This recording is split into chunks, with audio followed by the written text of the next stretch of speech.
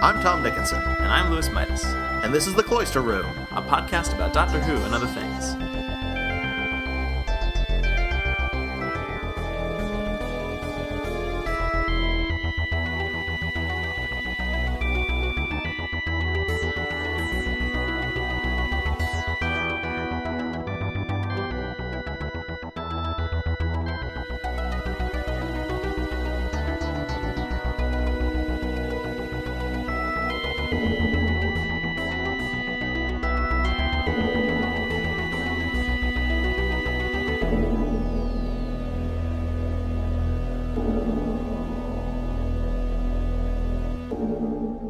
Doctor Who, Hell Bent. Hell Bent. What are your thoughts? My thoughts are, it was amazing. I thought it was really good. I thought it was really, really, really excellent. Yeah, I was all psyched up for a failure. Me too, actually. Me too. No, it's yeah, really. I mean, like, there are so many ways that this episode could have gone really, really wrong. And there were times where it felt to me like it was about to go really, really wrong. Oh, I thought we were on the brink. I thought there were points where I was sure that, this is going to go some way that I'm really not going to be happy with. And then it swerved away from it. It's I don't know if Moffat was playing some kind of meta game where, like, you know, he knew, like, how like I don't know, like, maybe he has found a way to, like, he has mastered his own writing to the point where he knows his own tropes so well that he knows, like, how to make, like how to just sort of, like, just, I don't know, like, flirt with them, but not go full on, like, just kind of, like, back away at the last possible second. There is so much backing away at the last possible second from so many different things here. Yeah. Like, for instance, I don't think there is no clear resolution as to what the hybrid is. Right. Whether the Doctor even really knows anything about it, or somehow tricked the confession dial into just believing he knows anything about it. Right. Whether it was or was not involved in his decision to run from Gallifrey. Whether he is or is not half human. Whether me is the hybrid, or whether the Doctor and Clara are the hybrid, or any number of other possibilities. It's like, there's no resolution whatsoever on that. Yeah, it's so great. I mean, like, I really, you know, because that's the thing is, like, the whole hybrid plot seemed really weird to begin with, and I just figured, like, okay, well, this is just gonna be a thing. We're just gonna have to deal with it. It's gonna add some, I don't know, probably some extra layer of mystery to the Doctor or whatever, and I guess that's just fine. I guess we'll just deal with that or whatever. Or you know, I don't know. It would have been really weird if me had been the hybrid, but, you know, well, I mean, not impossible though, I guess. You know, but it was so nice that it was brought up, and then, like, everyone shared their theories, and it was basically like a mini microcosm of, like, you know, the fandom or whatever, where everyone had their own theory, and then it was just dropped, and it was beautiful. I loved it. It was so unexpected. Yeah, it was. You know, the entire point of it, as it turned out, it was just a MacGuffin. Like, it was the thing right. that the Time Lords wanted, and it therefore became the Doctor's bargaining chip, right? For his plan to get Clara back. Yeah. But other than that, it wasn't super important to the plot. No. Although there are many ways in which you could choose to interpret it to be thematically important, like the hybrid, like whether Me is correct when she says that the hybrid is the destructive mix of the Doctor and Clara together. Mm-hmm. Mm-hmm. Whether she's correct is one question, but regardless of whether that's quote unquote true or not, it's still a good point. Yeah. These are two people who were probably not great to be around each other. And it's kind of, that's been brought up in so many ways, and it's like, it's so nice to see that, like, acknowledged in some capacity. And I really do appreciate that. And so, like, I mean, like, yeah, I think that was, like, kind of an important sort of capstone or whatever, you know, just like just something to add on to the, like, yes, Clara's Claire's dead-ish, I guess. Dead enough, basically. Like we're just gonna accept that. And the reason why she needs to stay dead, or at the very least, she needs to stay away from the Doctor, is because they're just not good together. Like, I mean, yeah, they're good. They're a good team or whatever. But like they take each other to like a bad extreme, and it's just like it's not good. It's just not good. And so it was nice to see that like acknowledged. Yeah, and I don't remember how much we talked about this in our discussion of Last Christmas, but I felt like Series 8 had sort of come to a decision that they were bad for one another. Right. And the last scene of Last Christmas, where they decide to run off together, that scene always read to me as really kind of disturbing. Well, right. Like on the one hand, obviously, like, I love both those characters, and I love that they, have fun together and go off on adventures, and that's what Doctor Who's all about. But on the other hand, like, just the whole way that was played, it seemed to me like it was like a bad idea for them to be together, and there was this sort of reckless throwing caution to the wind, like almost passionate and steamy kind of intensity to the scene in which, like, the Doctor's like, don't argue, just go, like, we're gonna run. And it was like, I was like, is this supposed to be disturbing? And it seems clear to me now that yes, it was, and it wasn't like the season wasn't going to be filled with like endless monologues about how bad they were for one another. It was something that the viewer could kind of just see. Right. And I think for that reason, I know we discussed in Face the Raven which was our favorite Clara leaving scene. And I think this is now my favorite one, the one that we got at the very end, because it acknowledged everything that their relationship was, and everything that was good about it, and everything that was bad about it. Yeah, and I think that's like this was just like such a good companion like send off, because it just really established like, yeah, this has to end. Here it is. This. I mean, like, yeah, it was great while it lasted, but like this was never gonna be this is never going to be like a stable thing. This was always going to, at some point, just go out of control. And, it's just like the right amount of closure, I guess. Cause cause like, at points in Series 8 where it was really being driven home that like, yeah, this is not a good thing. They need to stop doing this, but they kept on doing it. And so, like, yeah, I would have been, I don't know. Like, I mean, I really do prefer getting this kind of, I don't know, closure or whatever, where, it's, I don't know, like, where it was just like kind of, I don't know, like it just seems like it was really all addressed, and it was just really, really good. I don't know. Yeah. I would not have believed a week ago that I would be okay with them, just undoing her death. Right. And they didn't really undo her death, but they kind of did. Yeah, they kind of, I mean, like, well, it depends on what you're gonna like. I mean, she still definitely does die there. Yes, but she also could have days or weeks or months or years or millennia of adventures between now and the time she dies.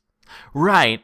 Although, I mean, it's not like, and I guess this you could debate on whether or not she actually had anything to quote unquote live for. But I mean, like, she can't really go back to her life or whatever. She can't go back to teaching. Well, no, but she and me are gonna have adventures in space and time forever. Well, right, exactly. I'm sure Big Finish is already securing the rights somehow. But yeah, well, no, that's the thing is, oh my god, and I just love the idea that their TARDIS would be stuck as an American diner for all eternity. Like, that's I'd be all right with that. It might be kind of, it's not quite as like efficient space wise as a TARDIS, where like you can land in like a closet. Like, they've landed, like, I mean, you'd be hard pressed to land an American diner inside like whatever that base was in the Impossible Planet or whatever. Like, you can't just like land yourself in a corridor when you're in an American diner. Yeah, one would presume that you can't. But I think that has potential. But yeah, no, I mean, like, that's the thing is, in a sense, Clara is doing the thing she always wanted to do. Although, it'll be a bit weird, because her thing was that she would go on an adventure and then get dropped off, and then that'd be it until next week or whatever. So now she's not able to do that. She's not able to live a double life or whatever you want to call it. Now she's stuck living this one life that's like an ageless, heartbeatless life, But that's and so it's a kind of death that it's not really like a death. It's not like she still has consciousness, which I guess is probably the most important part of not dying. She's kind of like a vampire. She is kind of like a vampire. Yeah, sure, we'll go with that. So it's well, yeah. Now she almost is like Captain Jack. Like, well, I mean, actually, yeah. Now her and me are kind of like both Captain Jacks. So they're just like it's like a couple of Captain Jacks in a TARDIS. Yeah. Which is fine, I mean, like that's a bit weird, if they were to actually have like a full series, they would like the gimmick would be that both of them are immortal.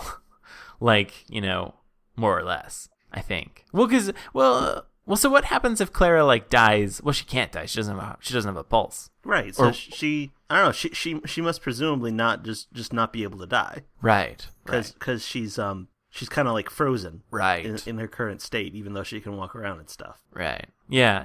Like, I mean, I don't know how this. I mean, I can't presume to know how Time Lord technology works. But I feel like whatever this is, well, maybe not. But I feel like this should be powered by the Time Lords. Like whatever they're doing, like whatever they've done to her, should probably require. I mean, maybe it's not that simple. But like I feel like somewhere on Gallifrey, there's just this generator that's like cranking out time energy just to keep Clara going. But maybe not. Maybe that's not how it works. I don't know. But I feel bad though if that's the case because their power bill is going to be outrageous. Yeah, well, they have the like unlimited energy of a black hole or whatever. Oh, well, I guess they're all or whatever they're using these days. Right. Who could really say? At the end of the universe, at the end of time or whatever. I don't. How many times have we been to the end to that far flung? Well, it's kind of weird because normally this is not the sort of thing I would get annoyed by, but I couldn't help but be annoyed by it. Uh-huh. The fact that this kind of states that the end of the universe is only a few billion years out, whereas in Utopia it's I think 100 trillion. Oh yeah, and that's a pretty big gap. Right. No, well, is it that it's 100 trillion years in the future, or is it like the year 100 trillion based on some kind of year scheme that maybe wasn't like fully established? I don't know, but I mean it would still have to be a long time after Gridlock. Well, that's true. Because Gridlock is 5 billion years in the future, like the End of the World, New Earth, and Gridlock. Oh, right. Those are 5 billion years in the future. So, oh, wow, yeah. So this does not cohere very well with those dates, but oh well. I mean, it doesn't really bother me, but it kind of does. A little piece of me is bothered about that. Well, now, so are we saying that the amount of time that passes inside the confession dial is 1-to-1 with what's happening in the outside world? Is that what we're assuming, that because the Doctor spent 4.5 billion years inside the confession dial, that means that amount of time has elapsed on the outside? I guess so. Yeah, I guess that's what I was assuming. Okay. Well, I mean, and that could. I mean, like, it's so weird. There's so many things that like I should be bothered by. I really ought to be bothered by, but I'm just not. But I mean, like, we still don't really. It was never really explained like why the stars inside the confession dial moved. Yeah, right. Like actual. Yeah, I mean, like, I don't know. I mean, like, I guess they could have been just like, simulated stars, but that's like a really dedicated simulation. But like, but yeah, I mean, so yeah, you'd think, well, and also, like, how does the confession dial end up on Gallifrey? Like, I mean, because presumably, if it started out being, on Earth because me confiscated it from the Doctor, then at some point it had to like get to Gallifrey. Well, eventually me is on Gallifrey. That's true, because she's in the cloisters, right? Which I guess is not the same as the cloister room. I guess not. Which is fine, I guess that's fine. That's fine. Oh, but yeah, no. So she's sitting in the ruins of Gallifrey, not standing. Oh, sitting in the ruins of Gallifrey. They do stand up though. Right. Presumably, she had to be standing at some point. Yeah, because she walks into the TARDIS. Right. Yeah. So, All right. But so it could be that she just brought it to Gallifrey. I guess so. Yeah. You know what? It's just there's so many questions. I just can't even begin to ask them all, or even hope that to have them all answered. Or it could be that because of the way the confession dial was used, it was like a portal to Gallifrey. Oh. And you since he got through that diamond wall that brought him to Gallifrey, it was kind of designed to teleport him to Gallifrey so that he would have it on Earth and then he would have it on Gallifrey. Right. All right. Yeah. Yeah, I could see that. Well, right, because there's some kind of mechanic whereby apparently this thing is supposed to be like shipped to you, or no, shipped to your closest friend upon your death, presumably like through some kind of, Time Lord FedEx. And so, there's got to be some kind of process involved where it can go from one end of the universe to the other, just as a matter of fact of its design. I don't know how this whole like getting sent to your closest friend thing fits into the whole schema of like this is for people to get stuff off their chest before they die. Well, it could be that. Well, they say that the last will and testament is to be delivered to the Time Lord's closest friend on the day before the day he dies. Right? Is that what? Is that what was said? Is that what was said? I can't remember. So okay, wait, hang on. No, wait. So when does the Time Lord actually die? What's the? So wait, hang on. Okay, hang on. I swear I'm gonna get all this confession dial stuff sorted out. I need to have it all sorted out in my brain. All right, so Time Lord's gonna die, and so Time Lord receives confession dial to confess stuff to. But now this is not in ordinary circumstances supposed to torture them, right? Like that's what he says, is that it's not supposed to be a torture device. Right, it's supposed to be a ritual purification. Right, so it's probably not supposed to scare the bejesus out of you, and it's also probably supposed to be very clear on what it is. I guess Time Lords generally like elect to go into this thing. Well, here's a question: Did the Doctor send Missy his confession dial, or did the Time Lord send Missy his confession dial? So you think that the Time Lord? Well, okay, yeah. Right. Someone sent the confession dial to Missy presumably so that she would go find him, and then do the purification ritual with him. Okay, yeah, wow. If that's the case, then I totally misinterpreted like the whole opening episode. Well, yeah, I mean, me too. I mean, I think we were supposed to misinterpret it. I guess so. But maybe I've got it wrong, but I don't know. But I guess the confession dial is sent to the closest friend as like a, hey, heads up, you're going to have to come administer my final purification ritual. I guess, yeah, well, it makes as much sense as anything. So the Doctor was, so whoever sent that to Missy, whether it was the Doctor or the Time Lords, was sending it with the purpose of like, as an invitation to go, initiate the thing, the confession dial purification thingy. Yeah, so that yeah, and I could see that, yeah. So Missy just kind of does a bad job of that. Well, Missy does what Missy wants to do. Well, right. You can't really expect her to cooperate or anything. Yeah, I will definitely have to rewatch the whole season. I'll have to. I mean, I don't want to, but I'll have to. It's such a burden. Yeah, God. Such a burden. If only I didn't have to rewatch it, but it looks like I do. Yeah. What did you think of the return of Gallifrey? I was sure I was going to hate it, but I really liked it. Like, I thought it was really well done. I thought of all the ways it could have been done, this was probably the best. I like how it basically wasn't done. Well, right. They basically didn't do a return of Like, I don't know, everyone on, like, the Gallifrey subreddit and everything has always been like, it's the Gallifrey arc, the Finding Gallifrey arc, the Quest for Gallifrey. And it's like, no, none of that's happening. And like, basically what happens is the Doctor winds up there by accident and doesn't want to give them the satisfaction of even bothering to find out how they came back. Right. He directly says that like, oh, I didn't want to ask them because it would just make them feel clever or something.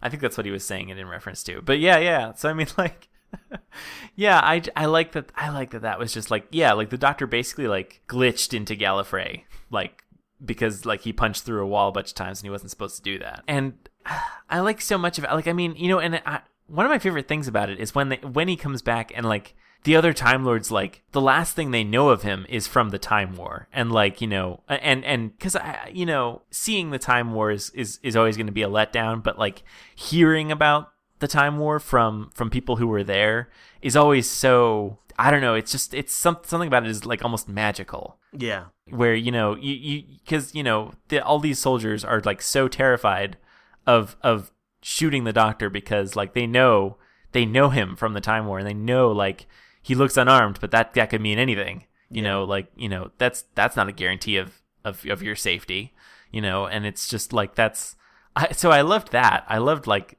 seeing that. And yeah, I mean, like, it's almost not, I would have been disappointed if, like, Gallifrey had come back in a way where, like, it's restored to its original place and everything's back to the way it was, as though the Time War had never happened or whatever. Because, basically the Daleks are back as if the Time War had never happened. And I would have been a little disappointed if, like, the same thing had happened with the Time Lords and with Gallifrey. I like the idea that they're still kind of, like, not accessible. I kind of prefer that. Yeah, it's not really clear whether the Doctor can go back there now. Right. I mean, like, presumably, I don't know, like, if he ever wanted to, like, because, like, I'm sure, well, right, because, it seems like you can travel there if you have, like, a TARDIS, It's just, like, a matter of, like, getting to the farthest reaches of the time continuum or whatever, which is fine, That's presumably, like, the TARDIS can go there no problem. I mean, like, whatever. Oh, no, actually, in Utopia, the TARDIS was fine going there. It was the reason that it was upset was because Jack was immortal or whatever. So that's still, yeah. So, like, there's no reason to think that, the normal travel to Gallifrey would be possible. This TARDIS seems to be fine with, like, the new TARDIS, the Diner TARDIS seems to be fine with both Clara and me. Right. Although maybe, it's less opinionated than the Doctor's. Right, that could very well be. Well, right, because the Doctor's got an older model, I think. Right? Yeah, it's a type. It's not clear what model this is. Okay, yeah, because I don't know. I'm sure there's a wiki entry somewhere, detailing all the different TARDIS models. His is like, what, a Type 40? Yeah. So I don't know how they number these things. If there's, like, a Type 41 out there, if they go, like, in series of 10s, so, like, it's Type 50. I don't know. I don't know all the details. Yeah, no, I who could say? Or maybe it's not even base 10. Who knows? Maybe it's, like, Type. I don't even know. Like, Type 5F or something. Ooh. I don't know. I know. It could be. I don't know. That's anyway. Maybe there's a Type 40S. Oh yeah, right. It's got better battery life and like a more efficient processor. Yeah, I think. Yeah. Oh, and like a higher density display. Yeah. I think that's got to be it. I really liked seeing that TARDIS set. Oh yeah, like the classic series. Yeah, that's specifically the Hartnell one. Now is that did they reuse the same set from An Adventure in Space and Time, or is that no? Because that one was no. I believe that's the Adventure in Space and Time one. Oh, is it really? I believe it is. Okay. Well, because I couldn't remember, because I felt like the Adventure in Space and Time one was kind of greenish. Although I think that was like, well, I mean, I guess you can repaint it if you want. I don't recall. Maybe I believe what happened with that set is that set was installed at the Doctor Who Experience. Oh, and then okay. These folks are now using it. Like they used it for a few days to do all this stuff, which was, I don't know, it was good. I liked it. Yeah. No, I oh my God. I thought that was so good. I thought it was just because I just, there's something I just love about the idea that this is the default TARDIS, desktop background or whatever. It's just like, this is just the way TARDISes look. They look like this thing that a low budget sci-fi show from the 60s would think of. Like, that's just what they look like. I love that. There's something just delightful about it. And I think it still looks, it's like the design still looks good. I mean, I can see why they went with other stuff for the newer designs, and I think the current design is great, especially because it's got, multiple levels. Yeah. That they can actually use. Like, I know the Matt Smith one, the first Matt Smith one, had multiple levels, but they were not actually accessible. Right. Yeah. Well, yeah. Something I really like about this TARDIS is how it's lit, and how I especially love how in that final scene, how like the different lights come on one by one, which I guess was an effect that was kind of used in, I want to say, in the first part where he's kind of like waking up. Right. and because this is his mind TARDIS or whatever. But I there's something kind of like, I don't know, there's something like just delightful about how, you know, it's all powered down and then like some of the lights flicker on and then like the whole place just kind of illuminates. And I something about that just like it's so wonderful and magical. I loved watching that final scene. I got goosebumps just watching that. Like all this sort of, not really a dead TARDIS, but like a sleeping TARDIS, just like, kind of like just waking up and powering on. And I just, that was so good.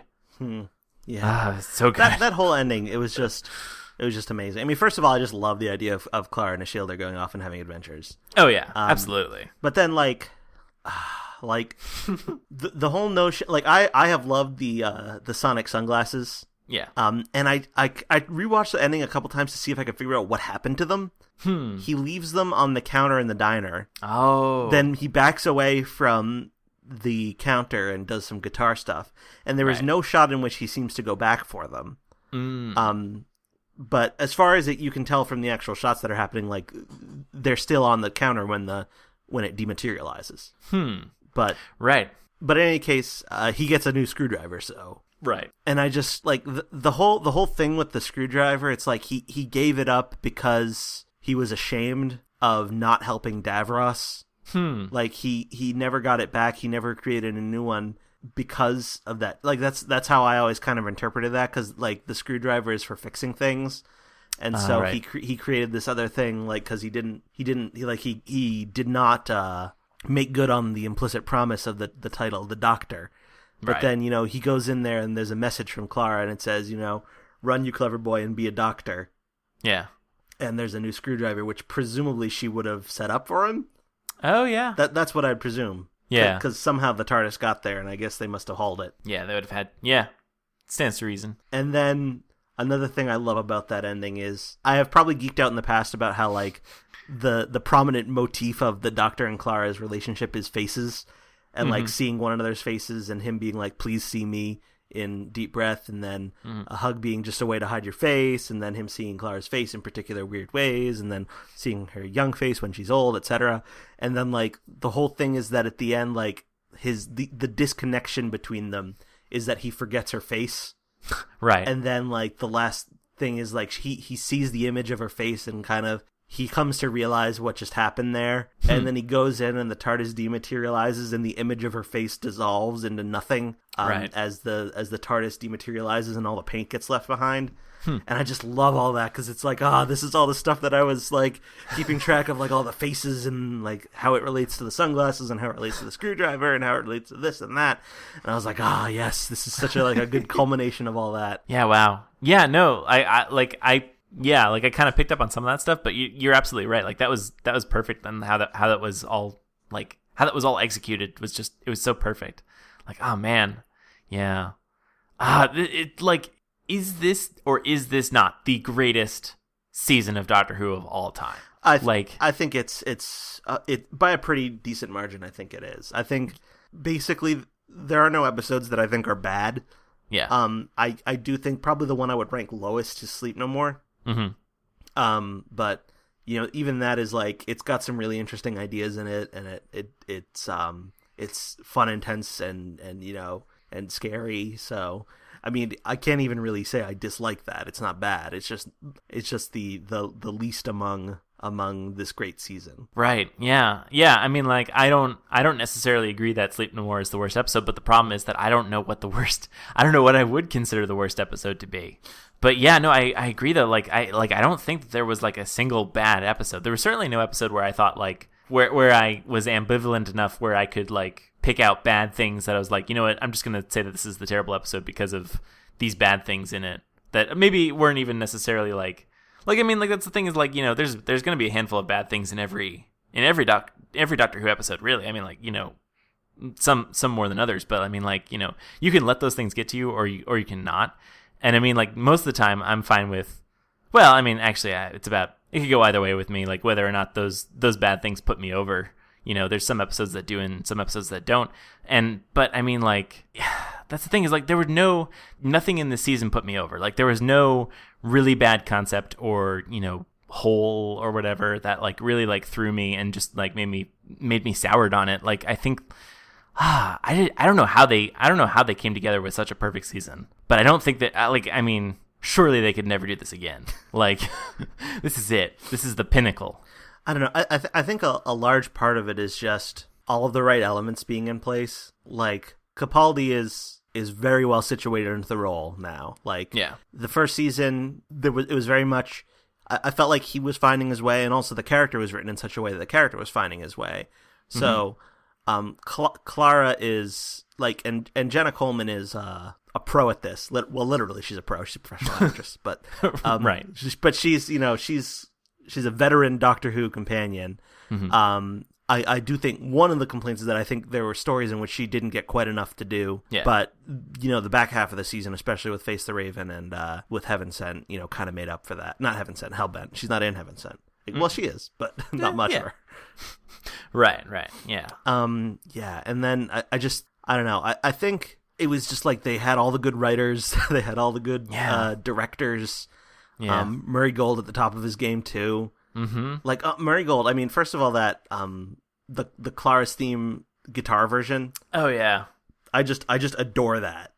Yeah, like the notion that the Doctor, we'll never know what it is she said to him aside from what's expressed through that music that we all know. Yeah. And then also in the first half of the episode, something he hasn't done much is he brought back an old musical motif. He brought back the Doctor's theme from series 1, 2, and 4. Yeah, right. As like a Western, guns drawn duel showdown kind of thing. And it fits so well. Yeah, really. Like I was shocked to hear that because I thought for sure that was retired and it was never coming back. But yeah, no, and it didn't feel like, I noticed it, but it didn't feel out of place. Like, it was done in such a way that it fit right in there. And I couldn't believe that I was hearing it, but it was so good. Yeah, really, on top of everyone else doing a fantastic job, Murray Gold was absolutely doing a spectacular job here. Like, man, just all of it was so good. What did you think of, the whole, Silent Doctor kind of Western showdown-y vibe of the first, 10 or 15 minutes? That's the thing is, I was so unsure of what was going on there. And in retrospect, it was so good, because that first 15 minutes where you have no idea, you can speculate on what's happened and, how all these characters have gotten to this point. But, it's so, because you think, it's just you think the exact opposite of what's really going on here, where you assume that this is something where Clara doesn't know who the Doctor is, and the Doctor knows who Clara is, and he's pretending to not know, or he's pretending to be vague. Yeah. And the story is told in such a way, the Doctor is telling his story in such a way that you assume that he knows who Clara is, although I guess he doesn't, because he's telling his story. Basically, because he says that thing about you sort of reconstruct a person from the hole they leave. So he's telling the story kind of around Clara, I guess. Well, yeah, and he knows her name. He knows that she's there, but he doesn't really know anything about her. Right. It's not a memory. It's just a story. Right. Because exactly. memories become stories when you forget them, I guess. Right. Exactly. That's how that works. Which parallel with the Big Bang. Right. The Doctor telling a story. Yeah. We're all stories in the end. Yeah. Just make it a good one or whatever, And yeah. And it's also the opposite of, well, it's not, is it the opposite? What was it? It's it's kind of like the series 5 all takes place kind of in the night before Amy's wedding. Right. And this is all Clara's got this whole life ahead of her that's all just between two heartbeats. Oh yeah. I don't know, it just fits. It's all just it completely fits. It's like a rhyming thing or something. Right. I don't know. But yeah. It's just these parallels, yeah. Yeah, so good. Oh my god. Yeah, that's a good point. I hadn't even thought to really compare it to series 5, but yeah, it does kind of fit that way. Yeah, in kind of an inverse way or whatever. Whatever. But yeah, no, I that's just, it's so, it's so perfect. Like, it's so rewatching that scene is just so amazing because, you can come back, and look at it from the perspective of, oh, it's Clara. Clara's the one who knows everything, and she's just playing along with the Doctor, and it's so good. Yeah, she's and that's like, I mean, the whole thing is like Clara becomes like the Doctor, and that's kind of one of the major themes of Series 9. Like it's there in Series 8, but it becomes more prominent in the later part of Series 9, and it's just you don't know where the power and like the agency is in that scene. Right. You just have no, you might think and you might come to some assumptions based on what you've seen before. And my assumption was that it was a Clara splinter. Right. And I didn't know how that would even fit in, and it wouldn't because because it just wouldn't, because Clara jumped into the Doctor's past or whatever. I don't know. Right. So in any case, yeah. So it's just the opposite of what you think, where Clara is actually doing what you would think. Everything Clara's doing there is just like what the Doctor would do. Right. Like you can like imagine the Doctor being behind the counter of a restaurant or something and talking to a mind-wiped companion, just checking in with them to see if they're okay, and then mysteriously dematerializing in his TARDIS. Right. And it's just, yeah, it's just so wonderful, because I think I know I've heard from a lot of people that they were just they were actually angry to the point of turning off their TV and walking away at the notion that Clara would like just lose her memory and get the Donna treatment. And I think that's entirely valid, but it's like it's a complete reversal of that. Right. Well, right. Once again, Stephen Moffat approaching, like coming right up to the edge of his own tropes, and then like, that's not even really a Moffat trope. That's just like, a companion trope, I guess. Where it's, that you gotta get rid of this companion somehow. A mind wipe is as good a way as any. But yeah. So like, it's so, yeah, it's just like so refreshingly unexpected. Like, cause it's there's so many times where it's just like, you think like, oh, they're not going to go here again, are they? But then they don't. And it's it's so nice and refreshing to just have a completely different take on something on a concept that is just so very familiar to viewers, regular viewers of this show. And so like, it's so good. Yeah. And I do think it is kind of like a deliberate revisiting of Donna. Mm-hmm. And like, I know some people have kind of read it as like a big counter argument against Donna. And I don't know if it's necessarily, I'd go that far to say this is like his criticism of Journey's End, like Moffat's criticism, but I do think it's a good like revision of that. Like, and I love the way that it's not just they enter into like this game of Russian roulette where neither one of them knows what's going to happen, and they just accept it willingly. And then I just love, nothing happens right away, and you're like, did nothing happen? Is this just not, like, is this the next twist where nothing happens? Because by that point I think it occurred to me, oh, it's going to be the Doctor who forgets. But then nothing happens, and then Clara's like, I don't think I could ever forget you. And then he says, Clara, I don't think you're ever going to have to. And then it's just so good. Yeah. Well, yeah, and at first I had no idea what was happening there, and I kind of assumed that, I mean, it makes sense that it would work it would be the exact opposite, because, I mean, after all, Clara does reverse the polarity, so, I mean, like, obviously, the exact perfect opposite would happen. But at first, what I thought was happening was that the Doctor was forgetting about himself. And I thought, and I was briefly, like enamored with that idea. Like, what would it be like if the Doctor just could not remember himself? And I mean, he'd be just like the Eighth Doctor. Well, I mean, there you go. Yeah, exactly. Yeah, or like, yeah, like kind of, yeah, basically interesting. Or like, how Jackson Lake like thinks he knows how the Doctor should act, and so he acts that way, like, because he thinks he knows about the Doctor. What he knows is like a secondhand source of information about the Doctor. But that same kind of thing where like, like, what if the Doctor could remember all of the Doctor's adventures but nothing about the Doctor? But which would be like, and well, I guess that would make for a terrible Christmas special if they kept that up. Well, or maybe not. I don't know.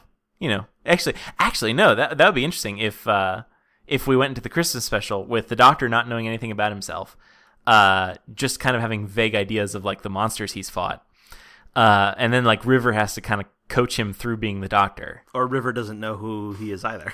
Oh, that could be. Yeah, because I mean, Moffat's kind of given away that she's not going to know who he is.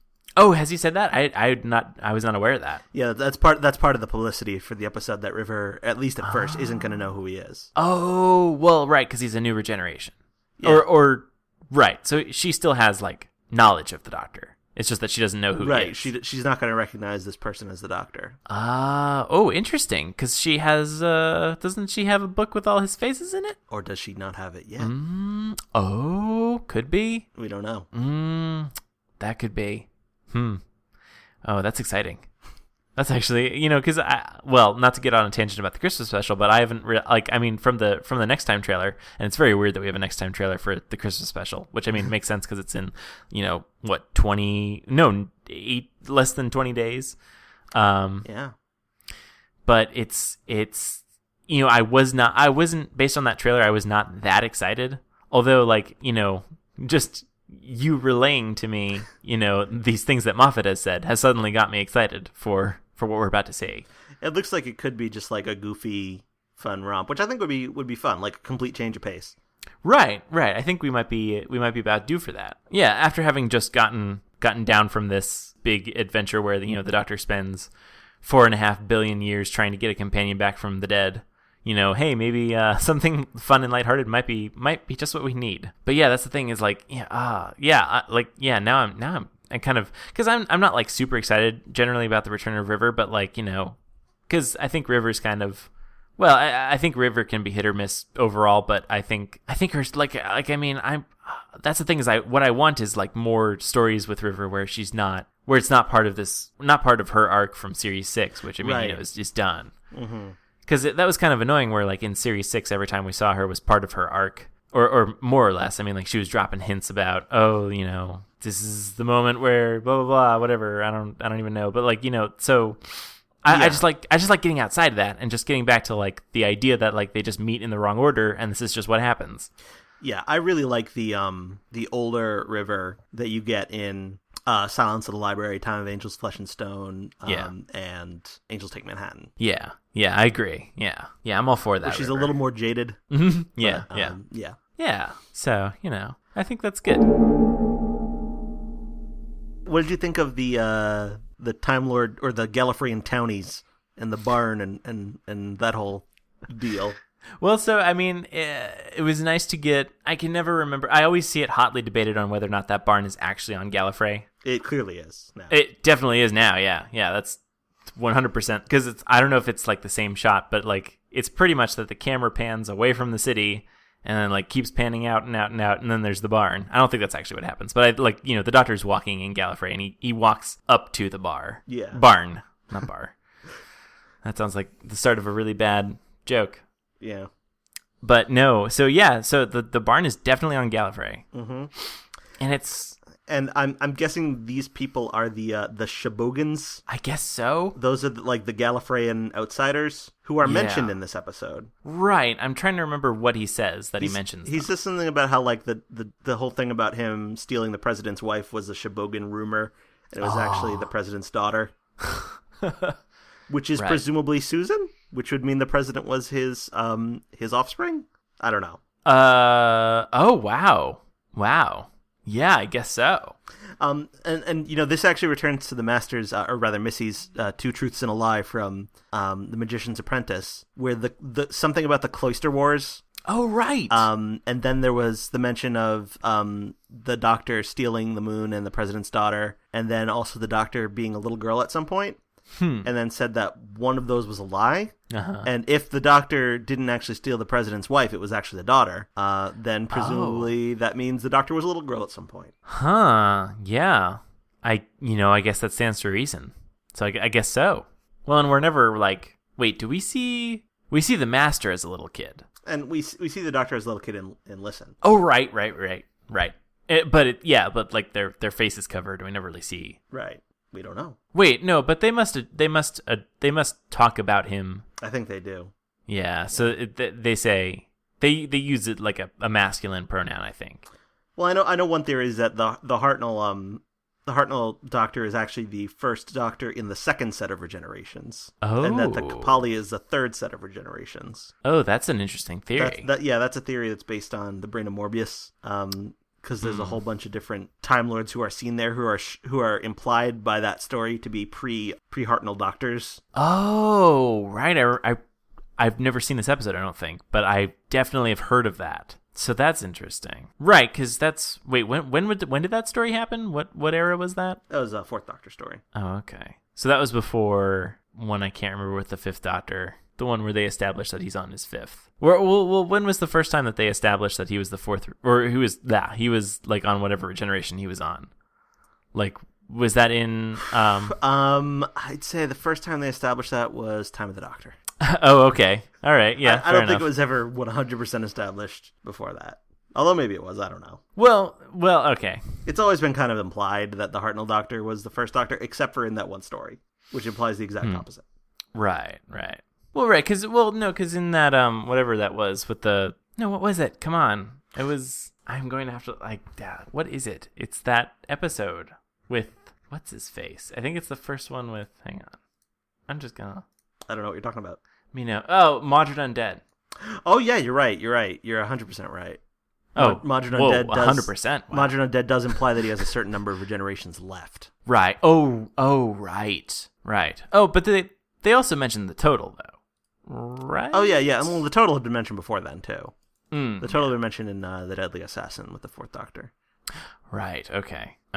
So... But that was after the Brain of Morbius. That was when the total was established. So Brain of Morbius was prior to there being a total, so I guess they didn't see any problem with throwing in a whole bunch of doctors willy-nilly. Right. Huh. Interesting. Yeah, many fans have kind of like retconned that so that, oh no, those aren't previous versions of the Doctor. They're previous versions of Morbius. Because these are previous versions that like show up in some kind of like psychic battle between the Doctor and Morbius. So that's a fairly reasonable retcon. It's just probably not what was intended by the production team at the time. Interesting. Yeah, I kind of see that though. Sure. I mean, like, give it beside the point. Yeah, right. So yeah, I'm fine with saying that. Or you know what? I like as much mystery with the Doctor's early days as possible. So, if we want to say that he was maybe a little girl at some point, you know what? I'm fine with that. I feel like that's just one of many instances where Moffat just kind of goes right up to the edge and then doesn't. Right. Exactly. Which is wonderful. It is wonderful, Yeah, I mean, that's the thing. Is like I like also implying that maybe the Doctor is half human. Who knows? He does spend a heck of a lot of time on Earth. And he doesn't deny it. That's right. Exactly. Because if anyone would know, he would know. He would absolutely know if he was half human, or, well, I'm assuming. So it stands to reason that, yeah, if he doesn't deny it, he must know something. He must know enough not to say one way or the other, for sure. Yeah, I am just going to headcanon that he is half human. And that he thought that he was the hybrid. I'm fine with that too. I mean, like, I don't know how I feel about it. I mean, like, initially when I first heard that theory, or when I first heard about that, I was, like, upset by it. But I mean, like, I first heard about the Doctor being half human pretty early on in my fandom, and something about it really just didn't sit well with me. And I don't really remember what it was. I think I just thought it was maybe a little too gimmicky, maybe, almost. But it was also just, like... But I mean, like, I've come to kind of think that it would be fine. I mean, like, why not? I just think the more angry it makes some people, the more I like it. Yeah. I think that's definitely a plus. Because if Doctor Who can make some fans really, really angry, I think it's doing its job. I think if Doctor Who were somehow placating literally everyone, it would be a terrible show. Yeah. It would not, because this is the thing is, if it's going to push the bounds of this franchise, then, it's going to upset some people. It's going to have to. And I think the people who balk at the idea of the Doctor being half human are the right people to upset. Sure. Yep. I think maybe, I mean, like, they could see it as maybe some personal growth, but I think, like, they could maybe afford to be upset a little bit in their daily lives. Maybe he should have just gone ahead and made Looms canon.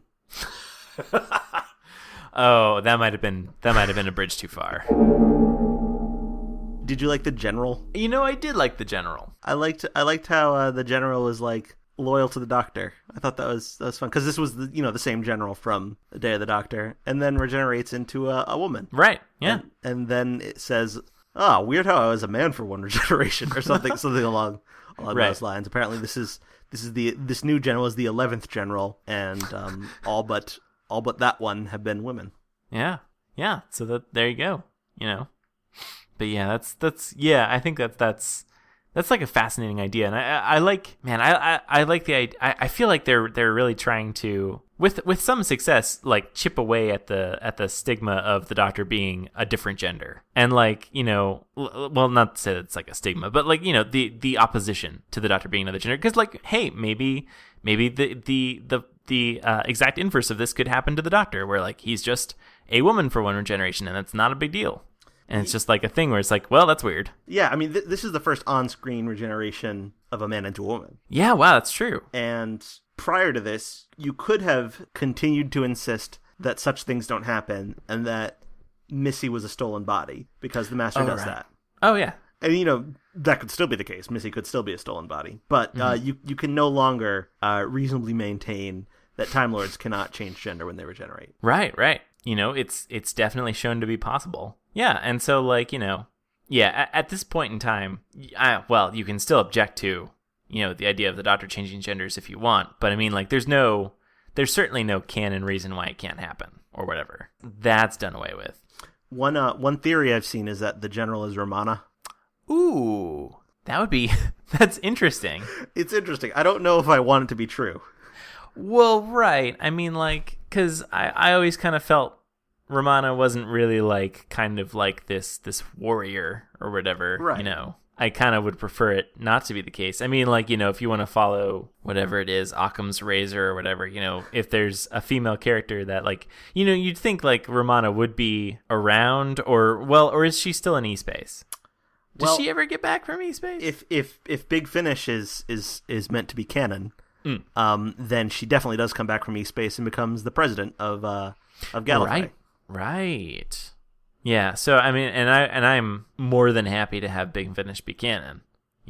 Even though it does throw in some interesting problems with Shakespeare, but whatever. It throws in a lot of interesting problems. But the TV show has enough interesting problems anyway. I mean, what's a few more? Exactly. In the aggregate, it probably only moves the needle a little bit more towards the problem side of the scale. So I think it's fine. But. Yeah, so I want to say, we know that Romana has to be somewhere on Gallifrey, so, or we assume it, probably. So, like, there needs to be some female Time Lord somewhere. That is Romana. Why not be, why have two separate characters?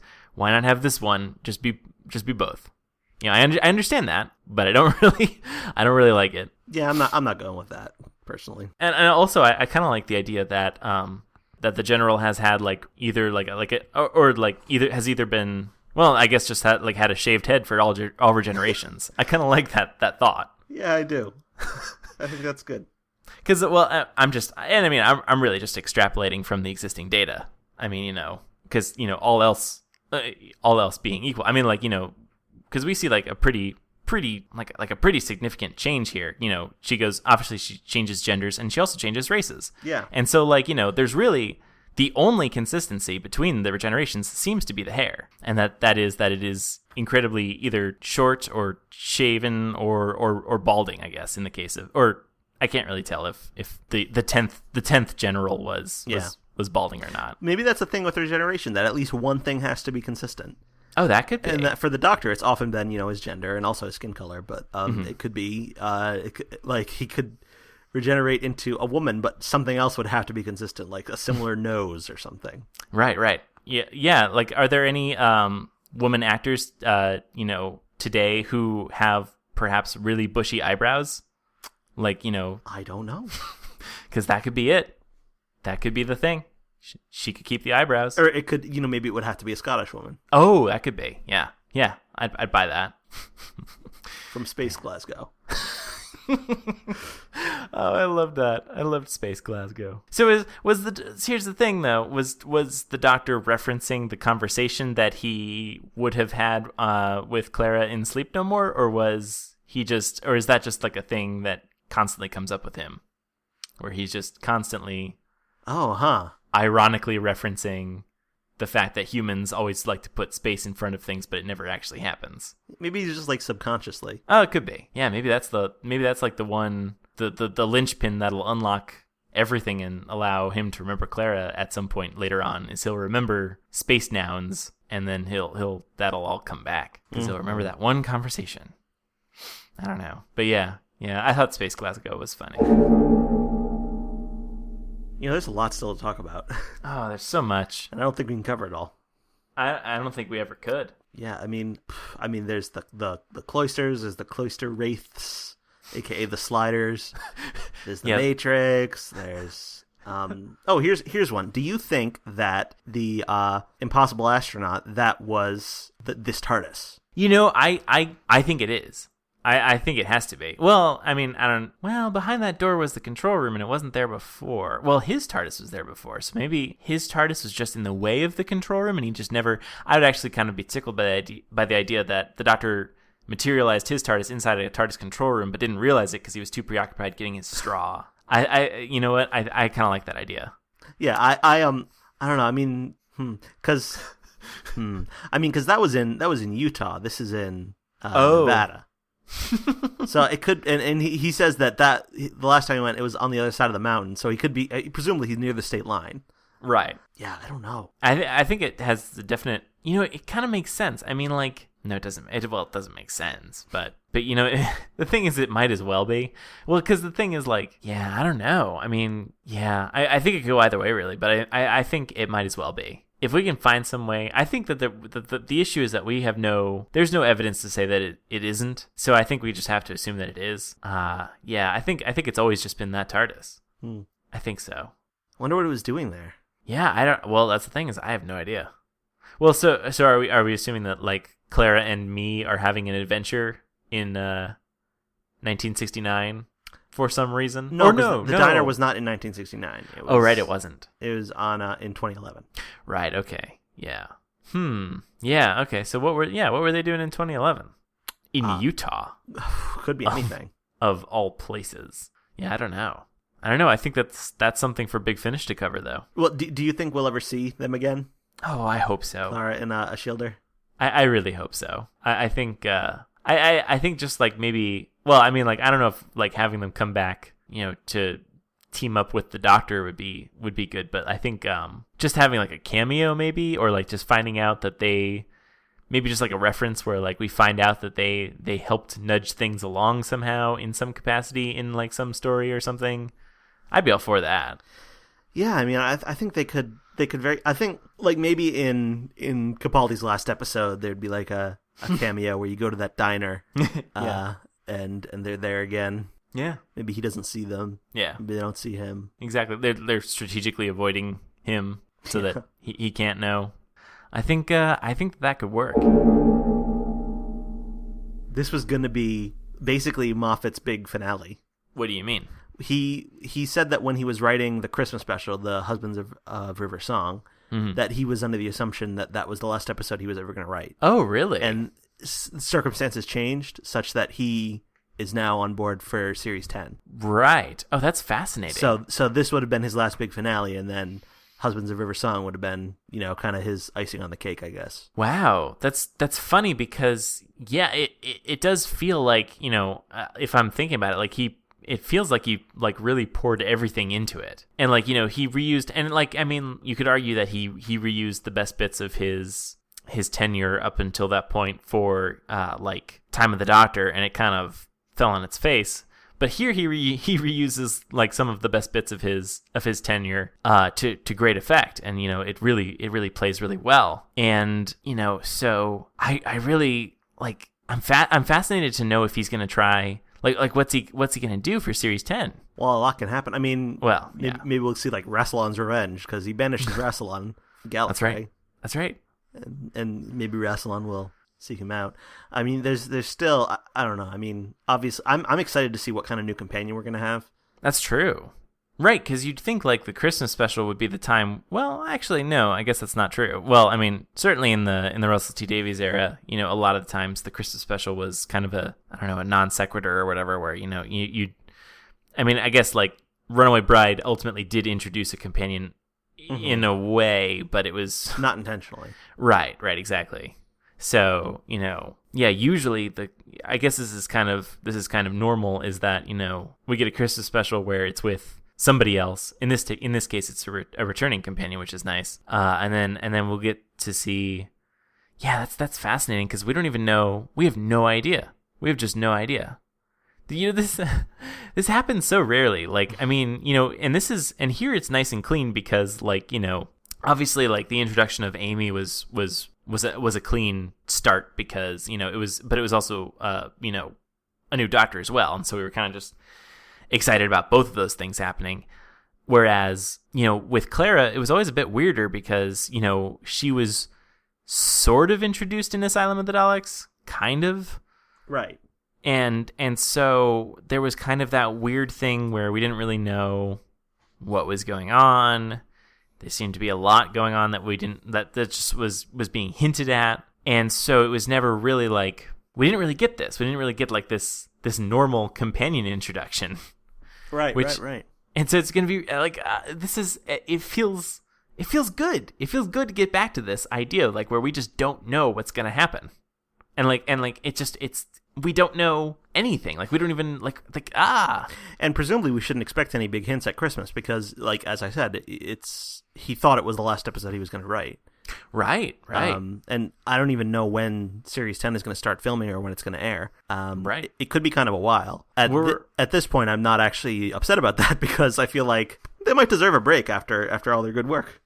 Right, they deserve a break, and I think it would be good. I think it's good to just digest this season and like let it like set, like let it just sort of rest and sort of like solidify it, where it is, and just like we need time. We just need time to just let it all sink in. And there's a lot of new Big Finish coming out in the meantime. Like the War Doctor is next week. Oh wow, yeah. How about that? Yeah. Oh man. Yeah, so yeah, there's no shortage of Doctor Who if you want it. So plenty out there. So I think by all means we can take a break from the show, because there's it's so good. I mean, like I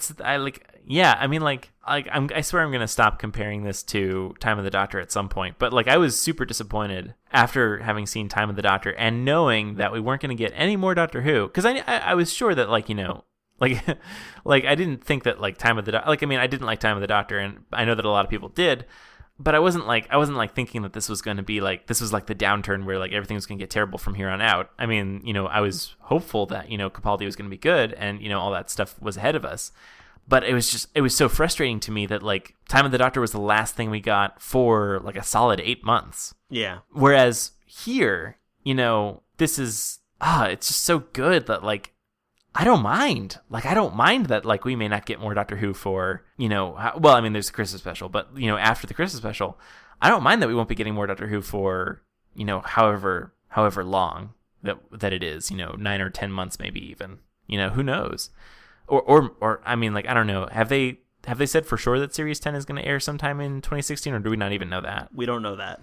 Yeah. So, who knows? We could have like a full year ahead of us without Doctor Who, but I almost just don't mind it, because this was just so good.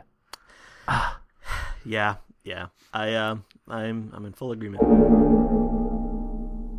So how do you think this finale ranks against other finales? Is it your favorite finale, or because you said it was your favorite series? Yeah. And I think I'm on board with that. Yeah.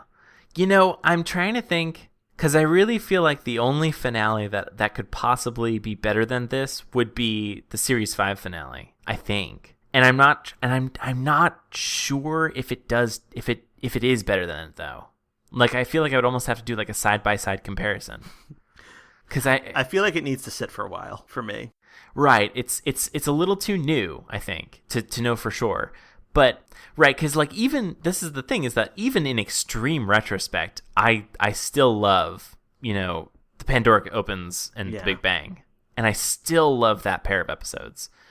like even after all these years. I mean, I don't remember when it was that we went and rewatched it and talked about it. It was within the past few months, wasn't it? Really? I feel like it was this year. Was it like since May? Like since we quote unquote started back? I don't know. Now you have me doubting that. Yeah, I don't know. Hang on. Well, because I thought, I don't know. You actually might be right. Oh, you know what? I think it was. I think it was this year. Wow. That feels like ages ago to me. I don't know why. Okay, this year has been a blur to me. Yeah, that was the first episode we recorded in the course of our revitalized show, I guess. Right, I remember that now. Okay, yeah, wow, that feels like forever ago. Huh. Okay. Yeah. So yeah, we talked about it this year, and it was still to me like a fantastic finale. Like even like removed of context from the season that it was in, like just watching it on its own, I still thought it was fantastic. Yeah. So I kind of wonder if, and I guess as much as I would hate to call, this a 3-parter, I feel like you'd need to watch Face the Raven 2 in order to really like appreciate this finale.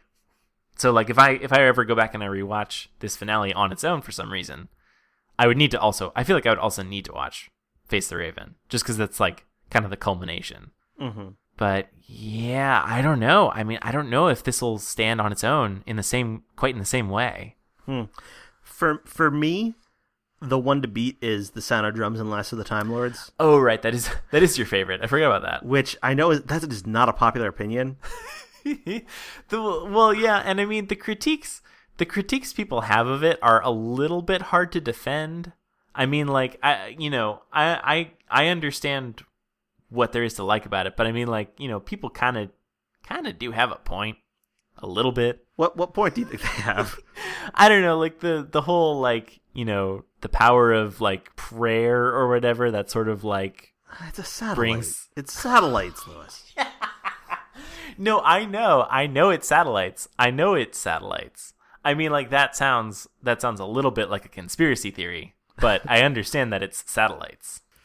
But no, I mean, I like, once again, I don't necessarily like, I don't know if I would consider, oh God, I don't know if I've ever tried to consider what I think the worst finale is. I don't know. I don't think I really liked, I feel like the series 6 finale might be the worst finale for me. I don't know. Maybe. I don't really dislike that finale, but I think it's the worst of the lot for me. I don't even really dislike it, but I think, I don't know, it doesn't hold up that well. I remember liking it at the time. Yeah. But it doesn't hold up. No, that's the thing, is I think you kind of, well, like because I remember rewatching.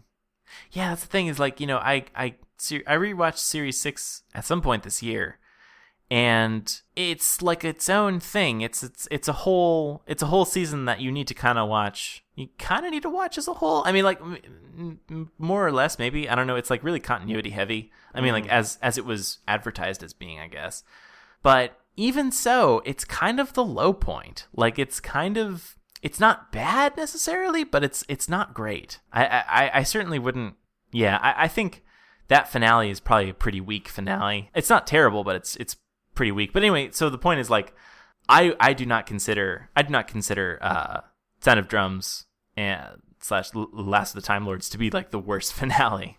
But I don't hold it in such high regard as you do.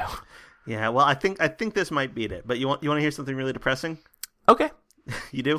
Sure. Hellbent has the lowest AI of any finale. No. Yeah. No. Has the lowest AI of any final episode of any series of 21st century Doctor Who. All right. I don't know who they're asking for these things, but I think they need to get a fresh batch of people. I don't know what... The highest is Journey's End. Oh. Really? 91. Hang on. This has 82. Hold on. Want to hear some other episodes that have an AI of 82? Please. Boomtown. Okay, but I actually like Boomtown. Me too. World War III, which I actually also like. Okay. Are there any others that have an 82? Deep Breath has an 82. Kill the Moon has an 82. Robot of Sherwood has an 82. Yeah, the AIs have been consistently lower during the Capaldi era than they were during the Matt Smith era, and they're lower in the Matt Smith era than they were in the late Tennant era. So, what? I think it could just be that generally people not Doctor Who fans, but people are a little more tired of Doctor Who now than they were before, which is not. I mean, that's not unreasonable. I mean, yeah. I mean, it's kind of like right. It's gotten a little, maybe a little too self-referential almost. I mean, well, I mean, even I mean, Journey's End is pretty heavy on the continuity. I mean, Yeah. So that's not. Yeah, it could just be maybe that like that we've sort of like built up this perpetual motion engine where like like Doctor Who, we needed like a lot of external power to Doctor Who in those early years where like everyone needed to like sort of buy into it, and now Doctor Who is just being sustained by people who are already fans where like we'll watch anything. Basically, like we'll just keep this momentum going, and so it could be that like this is sort of like circling the wagons or whatever, or like just sort of like tightening this sort of I don't even know what kind of metaphor I'm trying to create here. Like it's like kind of a black hole though, where like we're just kind of like everybody's like fandom gravity is kind of like compacting against each other, and like we're just everyone else is just kind of flung away, and now we're just like. We're creating this sort of singularity of fandom where like we're just perpetuating ourselves basically. I don't know. Yeah, the two highest AIs are the Stolen Earth and Journey's End, both of which have 91. Wow. And the thing is, like, in extreme retrospect, those like I mean I feel like your opinion of those episodes drastically changed, and I mean like upon rewatching them, I kind of agree that that's not a great finale. They don't hold up that well. Yeah. But every episode in Series 4 has a higher AI than every episode in Series 9. Wow. So wait, hang on. Are you saying that the lowest AI in Series 4 is higher than the highest AI of Series 9? The lowest AI in Series 4 is 86. The highest AI in Series 9 is 84. Wow, yeah. Yeah, so we may have hit peak Doctor Who. We may have hit it a long time ago. Well, and that's... I do think there's actually been a change in the methodology of how AI is calculated. Oh, really? Well, then what's the point? I don't really know. It's hard for me to find the details. Oh, so I honestly don't know what change there was and when it was made. But are they grading on a curve now, where Doctor Who is now being graded against all the other shows? I don't know. Yeah. What show is sapping Doctor Who's rating? Is it Downton Abbey? Probably. I mean, still, Heaven Sent, third worst. Third worst AI, tied with The Unquiet Dead for third worst.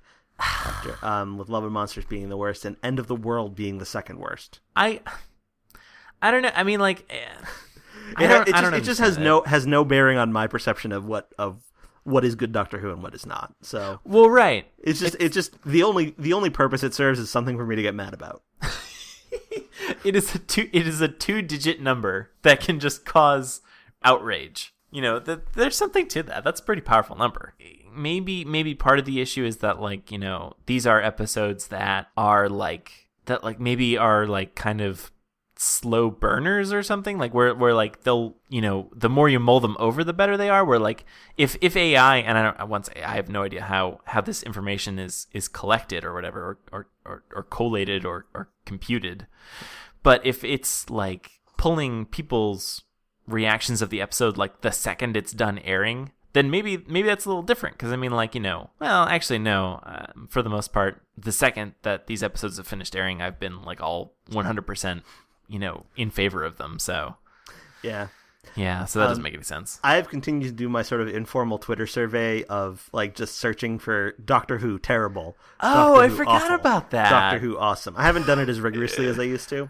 Oh yeah. But I have found anecdotally that the reaction, there has been much less negative reaction this year than in Series 7 or 8. Interesting. And I have also, I can't stop myself from looking at the Moffat hate tag on Tumblr. Yeah. Well, no, of course. I mean, you have to look at that. And I have found it a lot sparser than it used to be. Really? And the criticisms that are there are stupider. Oh, all right. Like it used to be that I would go there and I'd see criticisms, even about episodes I liked, and I would think, well, yeah, I guess they have a point. Or yeah, they might have something there. But like, I'll just go there and it'll be just.